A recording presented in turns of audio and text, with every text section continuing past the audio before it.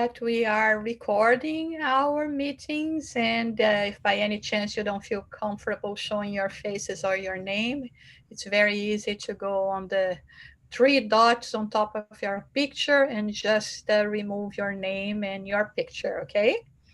So if you don't do that, it means you are approving us to do it. So I'm going to share my screen with you because we are going to be continuing our studies today of the book Alert by Joanna de Angelis and the medium Divaldo Franco. The book is not yet published into English, but we are working on this, the translations. And so we are going to be starting our reading. Just 1 minute while I put everything in place here. Okay. As always, we are showing both texts in Portuguese and in English. Here is the lesson. We are in lesson 20. This is our 20th week that we are studying this book, Nonconformism and Rebellion. I cannot get over it.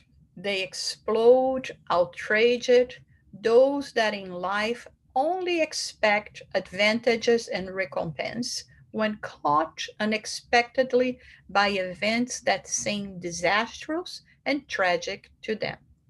God is unjust, they prefer vociferously, those who only believe in receiving gifts, although unwise, from life, will only withdraw earnings and commodities. I do not deserve this, they shout insanely. How many are collected by what they denominate as misfortune and damnation, which disorients them? I do not believe in anything anymore. Screech the individuals, taken by failures of this or that nature, which, after all, if examined with seriousness and reflection, would find an enlightening occasion, an itinerary of happiness. Okay, so as always, Joanna de Angelis is presenting her case here. What are we talking about in terms of nonconformism and rebellion? The behaviors that most of the time we still imperfect humans when we come always complaining about the situations of life. And many times in this case, as she's pointing out here, us blaming God, blaming luck, our destiny, and because of that we just say, I don't believe in anything anymore, because if there was a God, how come we are living, the situation that we are living on earth, for example. So she is trying already in this first part here to tell us that there is a reason for everything. For the good things, for the challenging things, for the bad things. And many times, because we are very partial to, in terms of our analysis, we try to ignore, the benefits that we can reap, even when we are talking about the difficulties and the challenges that we are going to face. And instead of taking advantage of the situation and learning the lessons, we keep on just complaining, thinking that by doing that, somehow we are going to fix everything, or whatever else we can think about it. So comments, questions?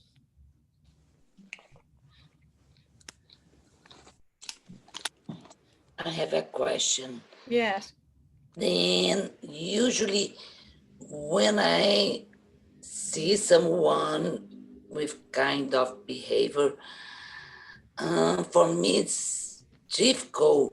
How can I behave in front of them? What can I say for them? Because usually I can see it's people who not know about gospel or moral. They have like questioning moral attitudes, and then in the past I always say, oh, this is consequence of your attitudes, but now I know this is not the best way I can talk with them. Then how can I know how to behave with them or talking or Yeah, that's good. That's a good question, Sonia, because quite often we have been mentioning here, and quite recently, actually, I think we mentioned something about when people come asking for opinions or complaining, they don't want to hear the our side of the story. They either, I mean, they want us to agree with them, or in this kind of situation, they want us to just be quiet, listen to them while they are venting or something, and they are not interested in our judgment and opinion.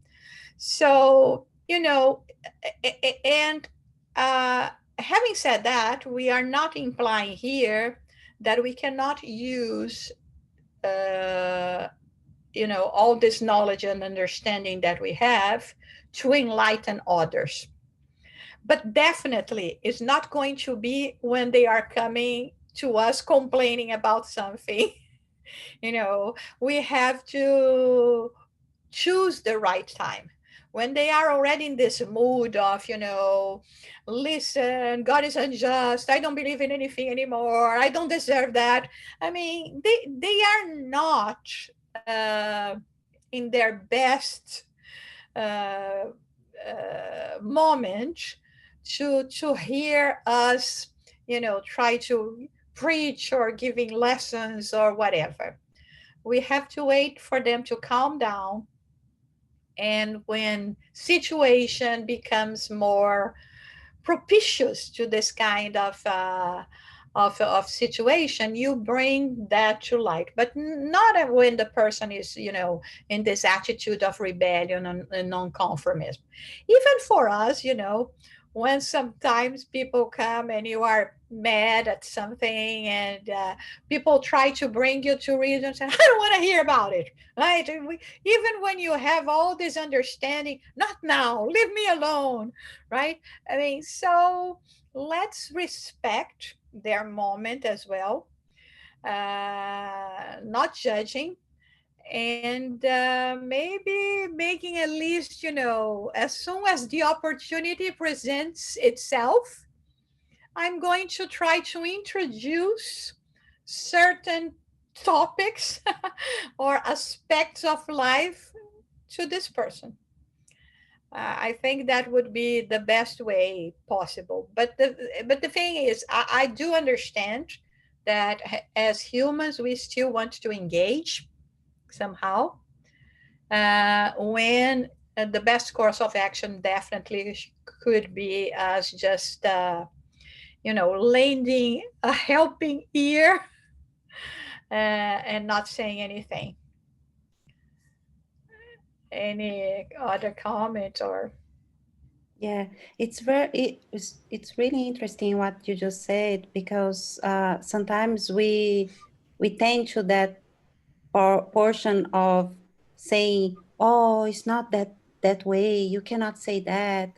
But when, like Shusara said, sometimes the person just wants to say something because she's mad, or they are in another good situation at this moment.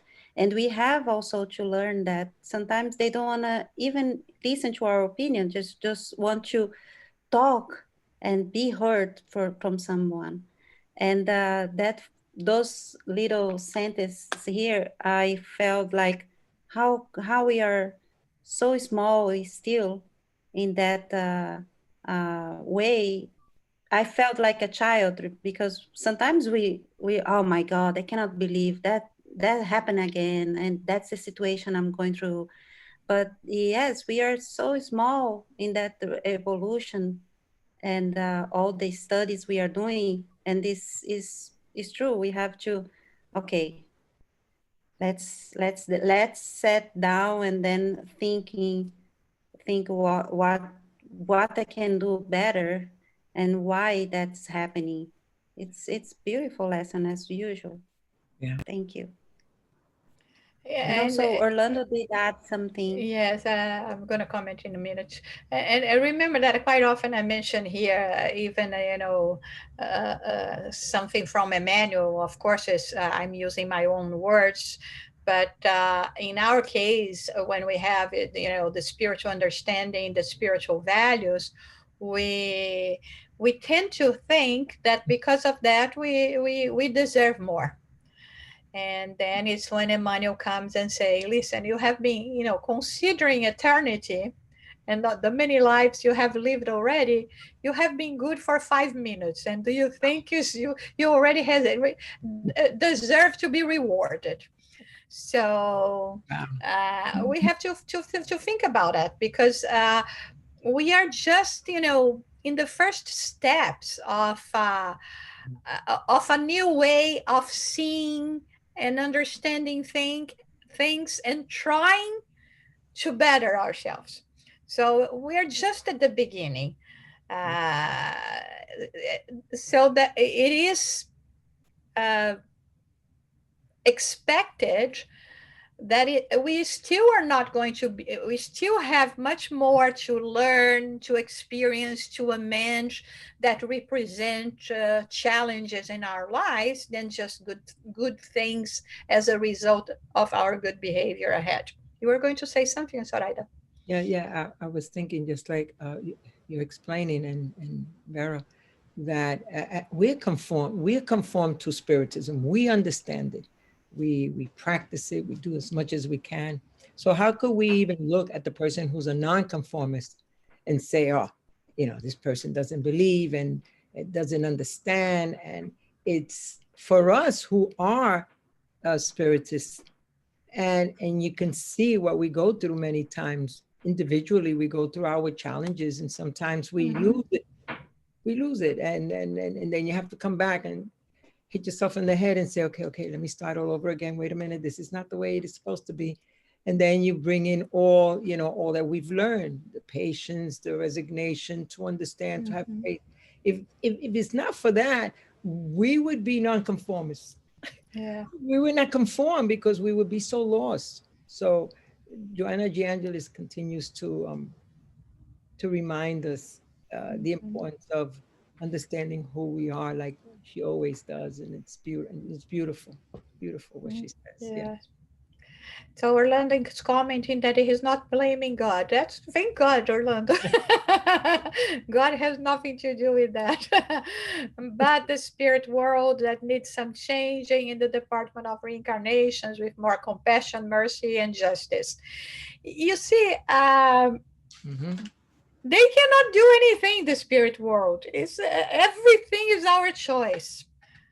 Um, Especially in the stage that we are in terms of involvement, we were the ones that chose. Maybe they recommended, okay, because we have coaches in the spiritual realm that will recommend. Say, listen, you're saying you wanted to improve, you wanted to advance faster in your process.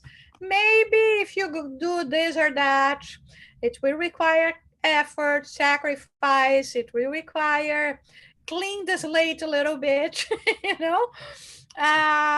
So, but it's up to you. It's always up to us. So maybe also, Orlando, our how do I say that? Our ambition is still so much that we are ambitious even when making plans to become better. And many times we know that our spiritual coaches will come and say, hey, hold on, this is too much. You're not going to be able to do that. but we are ambitious, stubborn, and then we say, no, I'm sure I can do it. And they will say, okay, let's compromise 50-50. And you know what happened? We don't do it, not even the 50 that we said we were going to do, and even less, right? Yeah. So it's again, I know it would be so much easier. I mean, it would give us so much more peace of mind at this point in involvement if we could blame everyone else but ourselves. And unfortunately, there is no way around. Okay, let's read another part here. Humanity persists in remaining anesthetized by illusion without a conscious awareness of the fragility of the carnal organization in which they find themselves temporarily adorned. Each one, for that reason, conceives themselves privileged, grants, and merits that they do not possess. If they better examined life, they would verify that trivial occurrences which strike others will also reach them and would try preparing. You see, that is very, very important here. Because in a way, also remember that I say that we have, we all suffer from this. We are superhuman syndromes. Like now, no, I'm going to adventure myself on in the streets because COVID is not going to catch me. Yeah.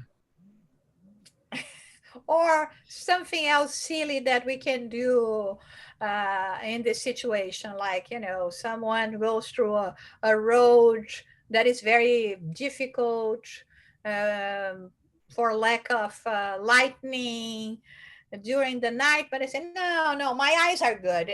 This is not, there are been so many accidents there, but it's not going to happen to me.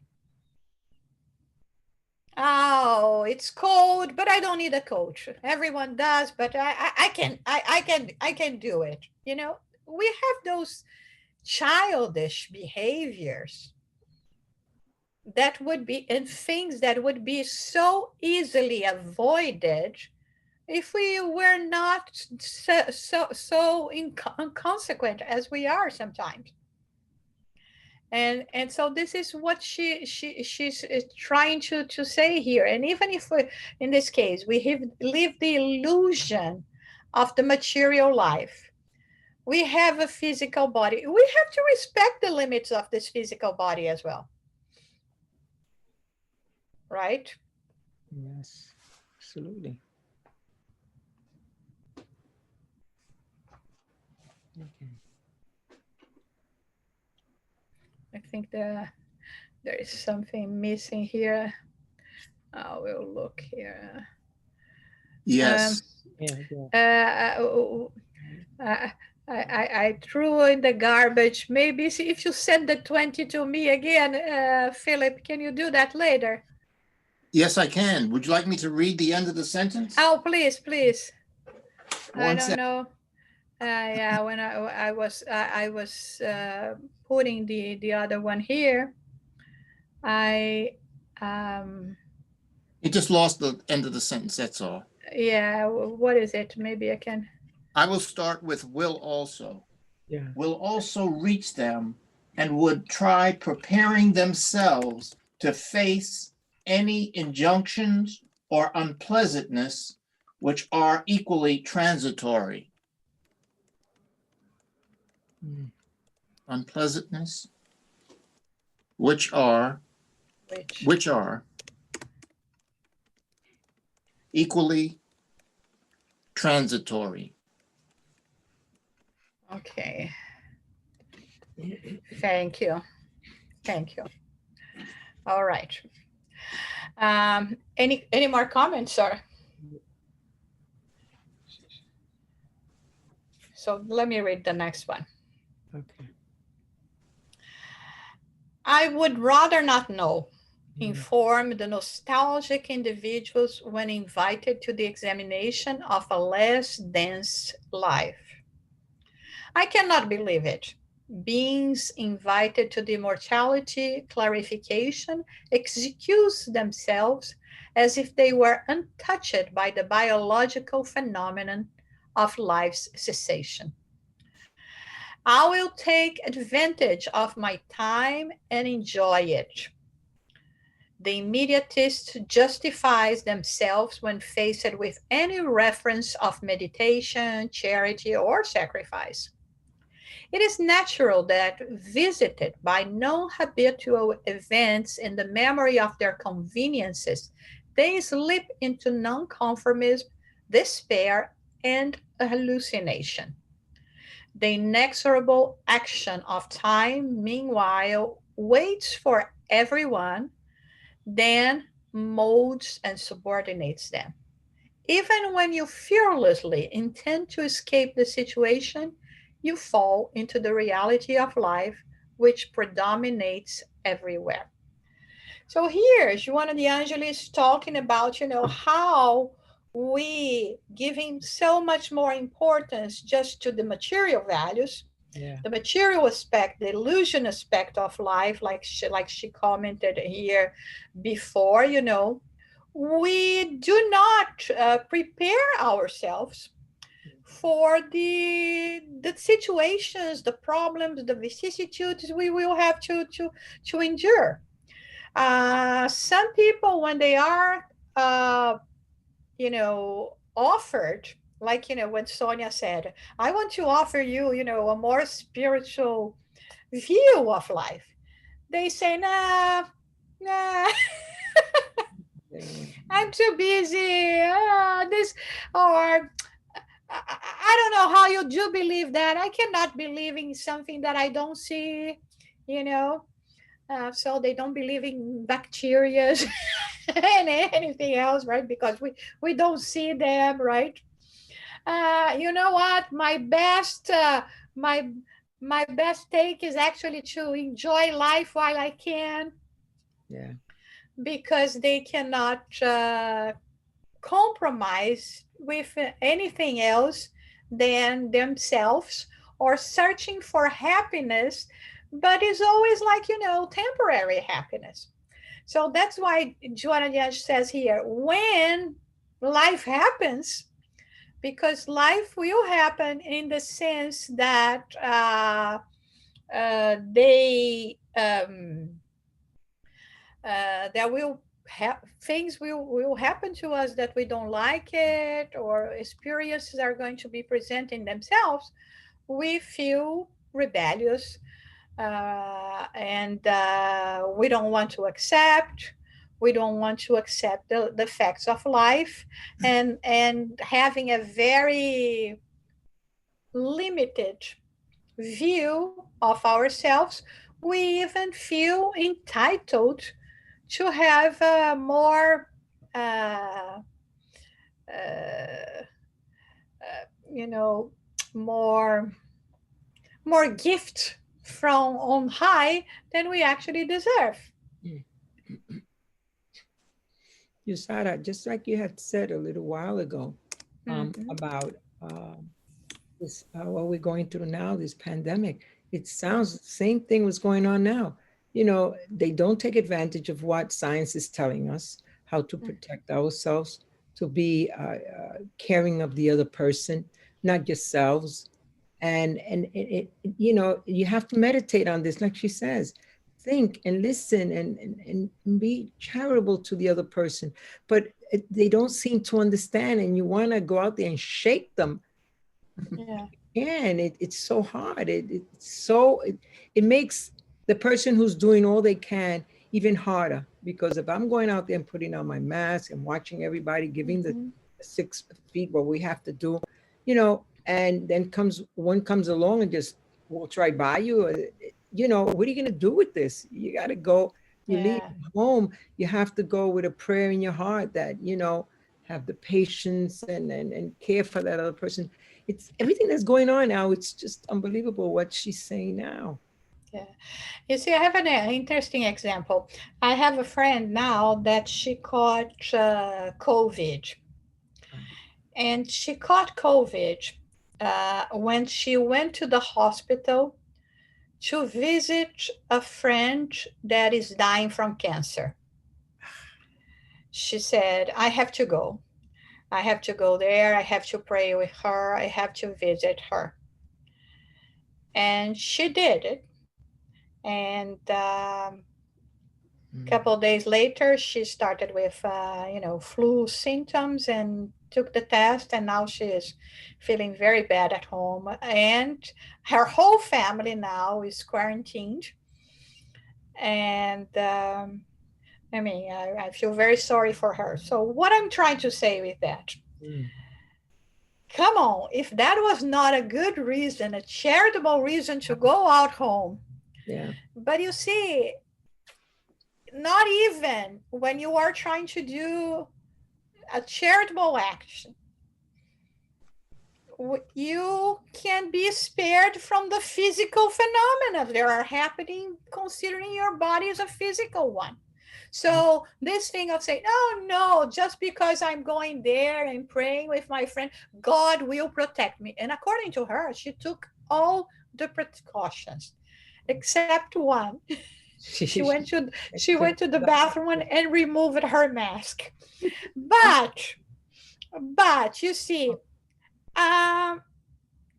so we cannot be saying, oh no, because I'm a spiritist, or because I pray, or because I do the gospel at home, or because this or that, we are going to be exempt from, the physical aspects of life. It's unfortunate, of course. We didn't want anyone to be catching this, and especially in a circumstance like that. But when we expose ourselves, like now, for instance, this week, I'm afraid what is going to happen after Thanksgiving. Oh, yeah. Mm-hmm. I mean, the following weeks, I imagine we are going to have a spike on the numbers because people are still not willing to understand that you can put your family at risk. And then we say, oh, where was God in the situation? Why God didn't help us? Orlando wrote here, the physical body experiences evil, but it experiences good thing as well. But ultimately, the one that is experiencing things that are not related only to sensations is the spirit. Because, when we are having a nice ice cream, my physical body is being delighted by the flavors, right? That soon will vanish.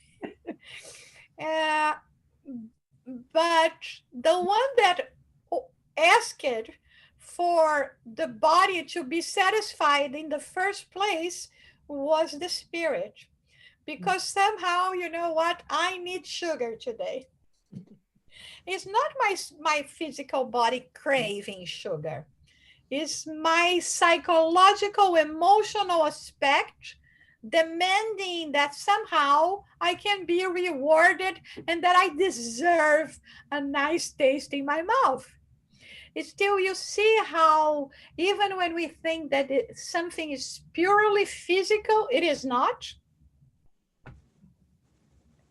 That's why, in many occasions when we are talking about, physical treatments or even diet, they send you to therapy, because they say, okay, we have to address the physical aspect, but if you do not address the emotional one, right, even, of other addictions or something like that, you will not probably not be that much successful.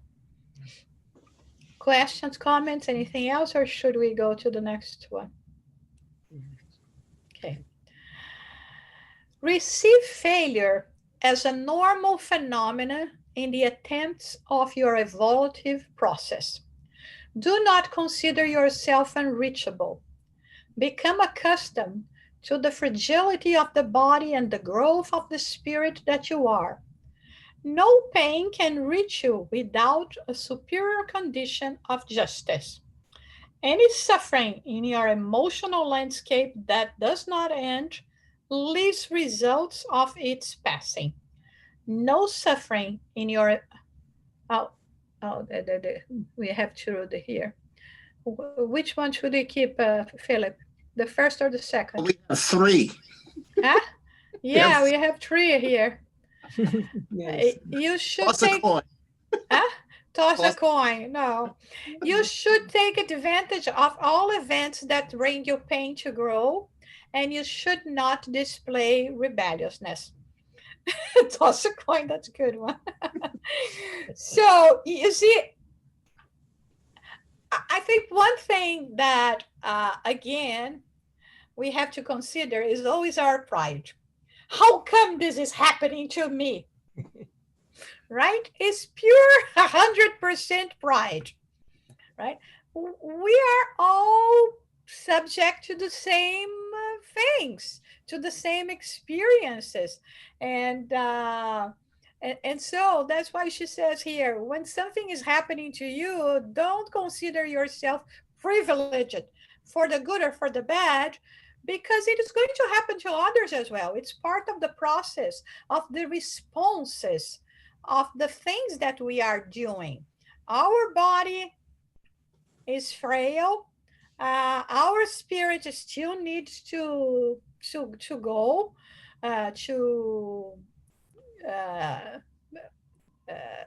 to improve, and not now knowing that everything that happens to us, good, bad, more or less, has a place, a part. We should just always be thinking, what are the lessons that life is giving me today? Mm. If the lessons are bad and difficult, we should say, the sooner I learn it, the sooner I get rid of it, and the more I guarantee that it's not going to be repeated. Like 3 phrases here.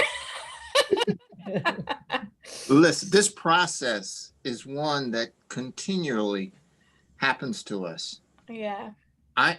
In our last discussion about wearing a mask, I've gone out at least 3 times without putting on a mask. One time I rode the bus all the way downtown and nobody said anything. Mm-hmm. And only when I realized I wasn't wearing a mask did I put it on. Wow. Exactly. Yeah. Any comments more? That happens a lot. How you walk out your facility and you forget the mask. I did that the other day, and this nice lady came along, and I was walking the dog and I didn't have the mask. So I touched my face and she says, "Oh my God, I have to go back." And this nice lady, she's a nurse. She went into her pocketbook and took out a mask because she had a few of them. She says, take. I says, "Oh no." She says, "Take the mask. It's okay." I says, "Oh my God, thank you so much. I don't have to go upstairs again." But it's weird that how you walk out and, but you have to, what I do is put it right outside, right next to the door. How could you forget? You get your keys, you get your mask there. You can't forget the mask without the keys. I didn't forget the mask. I had it with me. But you forgot to put it on. And I know that if I feel good when I'm outside, something's wrong. That's true, right, Philip? Yeah, it's the new habit. And I mean, since we are even talking about habits here, she even mentioned something about habits. You see, this is something that we may say, you know what? It's not that I like it, it's uncomfortable, but think about the benefit. Right. So many things that happens to us is the same thing. I don't like it. I don't want it to be repeated, but I'm sure it's bringing me so many benefits. Right. like even now, you know, I don't know with you, but I'm hearing people bringing very nice comments about how their life are now. Of course, no one is saying, thank God we had a COVID. No, I'm not saying that. But saying, you know what, due to that, I I found a new hobby. I'm getting better with my family members.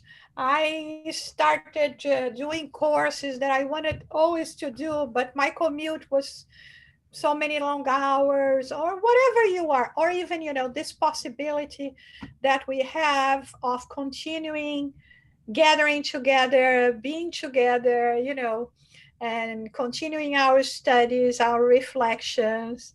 And now with family members that live on different states, live abroad, that we can communicate as well. And we were not using those possibilities before. Okay, it's not the same as being, you know, next to each other, but it's the next best thing. And we have that. Can you imagine us having to leave that uh, in the 80s when we didn't even have computers or internet? Yeah. Now we have, you know, computers, a phone, smartphone is reachable, is more affordable.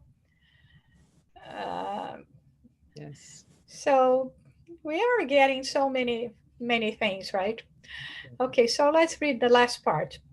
Jesus, who came to earth exclusively to live and teach love without any guilt, was born in a modest grotto. He passed through the obstacles of many injunctions and left on the cross under derisions and antagonisms. However, he returned as the divine Son that he is in an unsurmountable doll that lasts to this day, so that no one may complain, nor be outraged, nor or bitter in front of the painful occurrences of the world. And as always, she finishes by saying, listen, Yeah. uh, do you really think you don't deserve? Or that you are not the one just reaping what you have sown? Uh, And again, when we analyze Jesus' life, it was a very difficult one. Not even his family could understand well what, you know, what he was doing. He had to work. He worked with his father as a carpenter, lived in a very poor house, you know, in very, you know, difficult financial situation as well, with an honest job, of course, but and uh, and knowing who he is and having uh, passed through all of that, because you know sometimes things happen to us that we will consider to be unjust, unfair, Mm. but we just have to go on. Yes. Any more comments, questions? We still have some time here. Yeah, in this week, then you should say thank you for everything. Then I believe this lesson is so appropriate. Instead to complain, then you say thank you for everything. If the virus are around us, then you can say thanks for all frontline workers, the food arriving in on the table, the people are in need, then all works is helping for this, then the science, thanks for the scientists to search about the vaccines, and we have some more to say thanks, to grateful. Then we have the problems because in all these situations, it's not good all around the planet, but you still have people working to make this world better. Yes, it's a good reminder to also, it could think, always be worse, right? Yes. Yes, Philip, you were, yeah, I think that we have to look at it from a slightly different point of view. We are here to perfect ourselves. So we should be thankful when we find out we're doing something wrong, because each thing that we learn we're doing wrong, we have an opportunity to correct it. And since they are so many that we never notice in the immediate time frame, we've just got a long way to go. But at the end, we will have perfection. See you in a yes. billion years. Yeah. Usada, I question myself. Uh-huh. What I question myself whether that rebelliousness and that non-conformity is also part of the process of learning. So, Yes.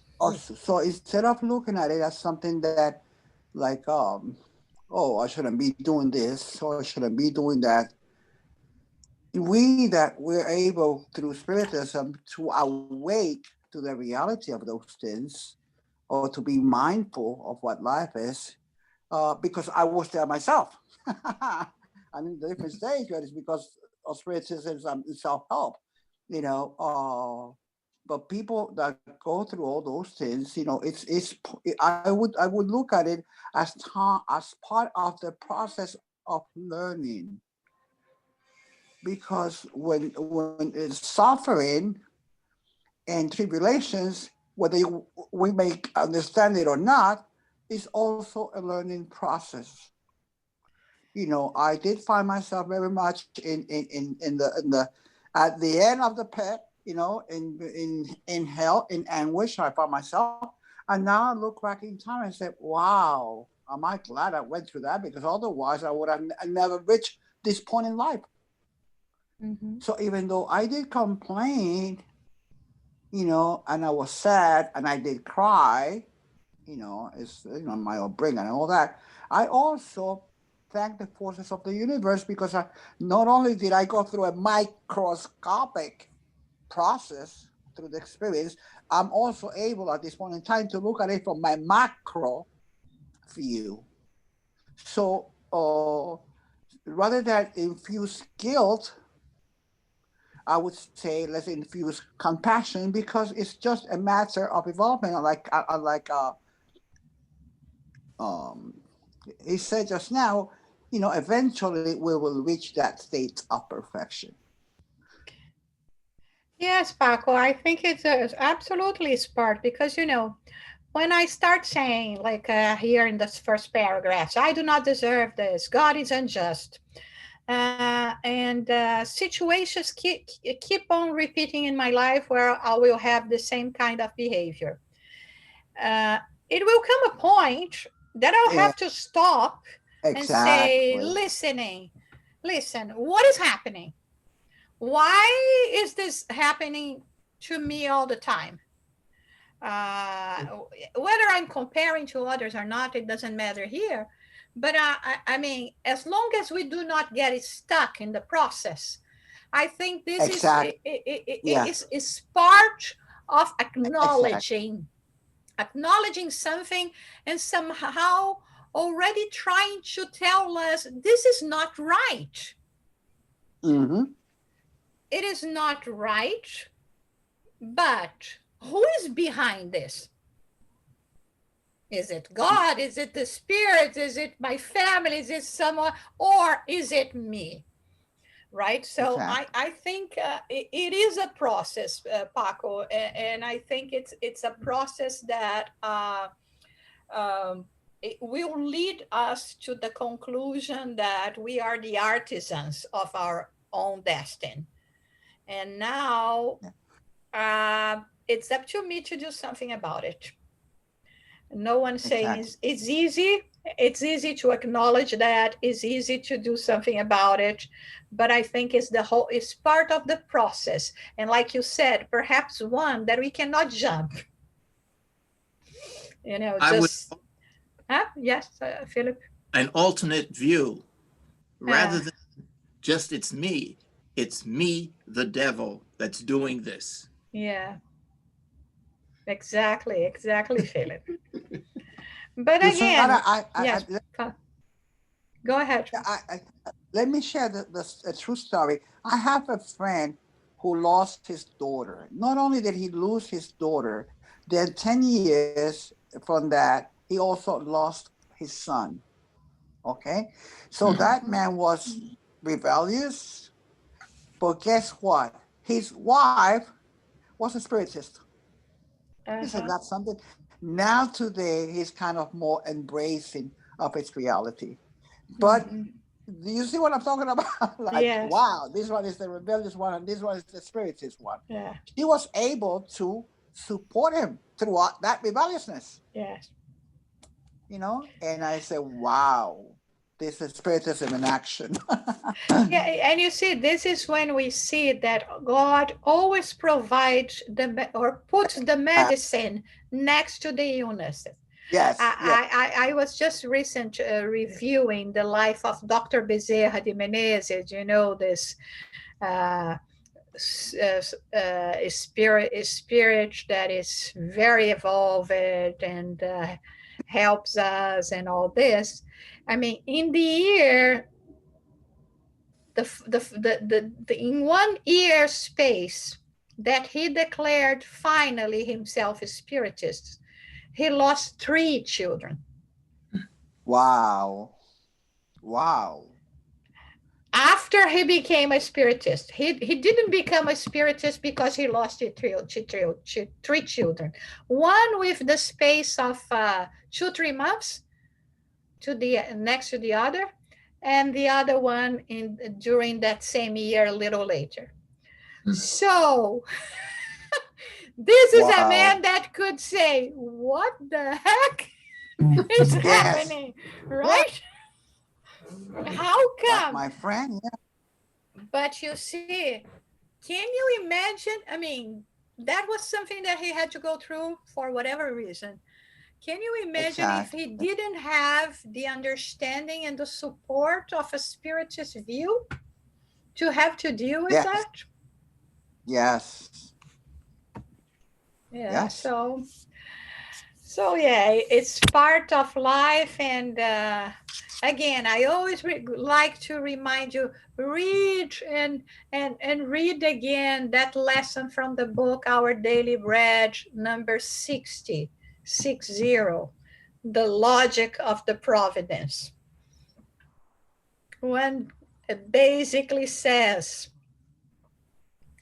you have to go to the growing pains, but I will only send you growing pains when you have enough structure, possibility of dealing with them, not before. That's in short is what the message says. And this is the reason why sometimes, we see people of faith enduring more difficulties than others that do not have faith. They didn't even get there. So that's the case. Okay, so if you don't have anything else, we can go to our final prayer.